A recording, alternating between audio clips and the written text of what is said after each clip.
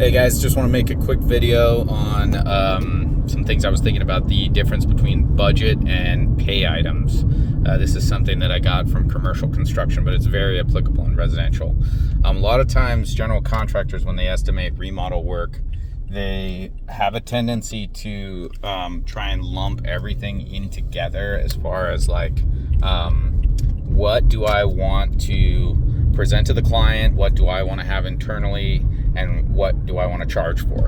And these three things basically are the way you build out your estimates and charge people. But it's worth saying that there's actually a benefit to differentiating these three things and what their purposes are, because you can actually end up tracking and having better history for when you go to estimate in the future. And so the way I break it down is your budget is internal. And that is the items that you want to keep track of through the job for future estimating. I don't really think you need to necessarily track specific line items, although if you build your spreadsheets correctly, you can do both.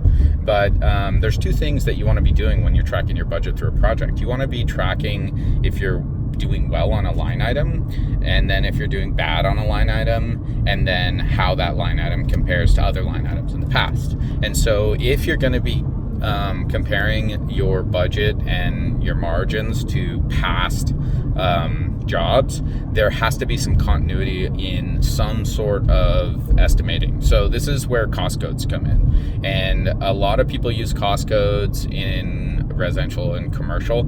It's much more effective in commercial because there's a lot more industry standards in commercial, but in residential, the bulk of the smaller companies that are between $250,000 and $1 million a year, they don't really understand like cost code use and what the purpose is. But basically, if you use cost codes, it's going to be difficult for your client to understand what they are. And so that's the biggest sticking point, is that you might use a cost code called drywall, but your client might say, well, what is this line item that's labeled drywall? Is it drywall for my master bedroom? Is it drywall for my dining room? Is it drywall for the repair that I asked you to do?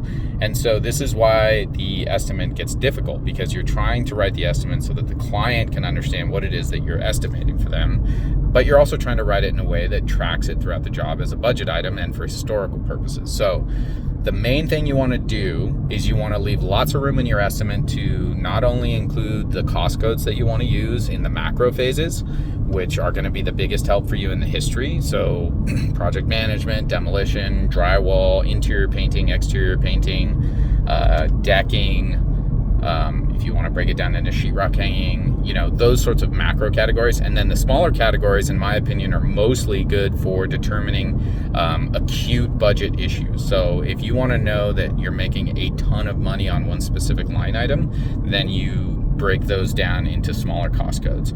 If you want to know why you're losing a bunch of money on a particular cost code, you want to cost it against the smaller line items in your estimate, the smaller cost codes. Now, the next question is, how does all this translate to your client's understanding of the estimate? Well, the main problem that most contractors have is they don't want to take the time when they write their estimates to give a line item for each item that the homeowner's asking you to estimate. So ultimately, if your homeowner needs a drywall repair, then you absolutely need to write something in the estimate that states the cost code macro, the cost code micro, and then the name of the bid item. So the bid item is the thing that the client understands and that they can refer to on their specific project. That doesn't get used at all for the historical record keeping of your company. So just wanted to break that down, because as you start to pull history in throughout the job and get expenses and stuff, you're going to put all those expenses and the labor for your, that you're getting from your field crew, the labors and the tasks. So when you go to say, hey, Johnny, how much time did you spend today on job X, and what task did you do? The task that you're asking him to record is the macro cost code, or it's the specific micro cost code. It's going to be up to you on your jobs, but you log those hours under the cost codes. And then the materials also get logged under the cost codes. And then that way you get the information you need historically, but you're also giving it in a view that the client can understand as well. So, anyways, just wanted to bring up the difference between the bid items, and then on top of that, I'll make another video later about pay items, which I mentioned. But basically, your bid items are the things that you put your estimate. The budget items are the things you're tracking throughout the job, and then the pay items are the things that you put in your milestone payment schedule. And these are the items that you're going to be billing directly off of, so the client can see the value of each pay item, and they don't have to discern what they're being billed of through the bid items. So anyways, just wanted to make that quick video.